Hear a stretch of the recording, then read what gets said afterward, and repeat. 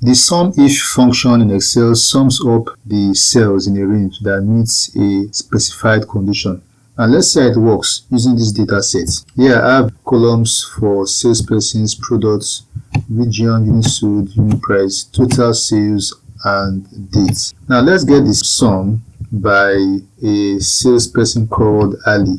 Now, that's what we're going to do, is to use the SUMIF function. So I'll start by pressing the equal sign, and I'll type sum. As you can see, the SUMIF function comes up. I'll press the tab key on my keyboard to select it. You can see the first input you need for the SUMIF function is the range. The range where the criteria is what you want to go and select. The range where the criteria is Ali, right? So the range where the criteria is this entire range of cells. So I would highlight everything there under the salesperson's column. Now press comma. Now what comes next is the criteria. Now what's the criteria? Ali is the criteria, so I'll just type in quotes. I'll type Ali. Now what comes next is the comma. Then we have the sum range. The sum range is the columns where we have the cells we want to add up. So we want to add up the total sales, so I'll just highlight the entire cells under the total sales column. Then I'll close the bracket and press enter. Now this will add up for me all the sales, total sales accruing to Ali alone. What you can also do is to get the criteria written down somewhere, or typed out somewhere. Like as you can see here, I have Ali here in this cell, and I'll go ahead and get the sums, the total sales by Ali again. I'll type sum.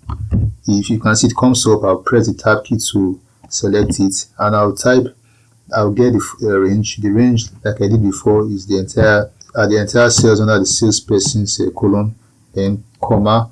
Now since I have Ali typed here in this cell, I'll just click on it. I don't have to type Ali in quotes. I'll click on that and I'll press comma. Then what comes next is the sum range, like I did before. I'll just select everything here under the total sales. So Excel will select the sales only accruing from Ali. So that's it. That's the total sales accruing from Ali as a salesperson. SUMIF by product. Say we want to add up the sales accruing from only laptop, for example. Now, as you can see here, so the same thing applies. I'll say equals to, and I'll type sum I. Then the SUMIF function comes up. I'll press the tab key to select. Then I would select the range that has my criteria. Now, what range has my criteria? That's laptop.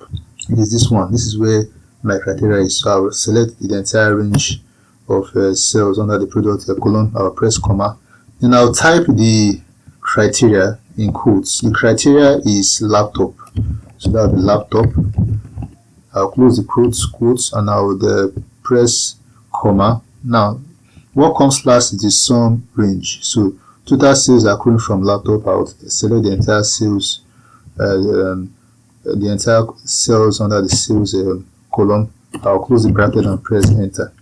So now I want to get the sum by region, for example, sum in the eastern region. So what do I do? The same thing applies. Equals to sum I. The sum function comes up. Press tab key and select the range that has my criteria. That's the east region. So I have it. This is the range where that has my criteria. I will select that. Press comma, and then type in quotes the criteria itself, that's east. Then comma comes next. Then I will select the range, the sum range. Now this is the sum range. Close the bracket, press enter. Now let's get the sum sales, total sales where units sold is greater than 10. So that will be equals sum if. I'll select with the tab key on my keyboard. Now I want to get the range that has my criteria. So units sold column is what we are looking at. So I will select this entire column, this entire range of cells. Press comma. Now my criteria is that the units sold should be greater than what, 10, Abby? So in quotes I'll type greater than 10 like this. Then comma followed by the sum range. Sum range is the entire cells under the total sales column. I'll close my bracket, press enter, and this is the total sales in which the unit sold is greater than 10.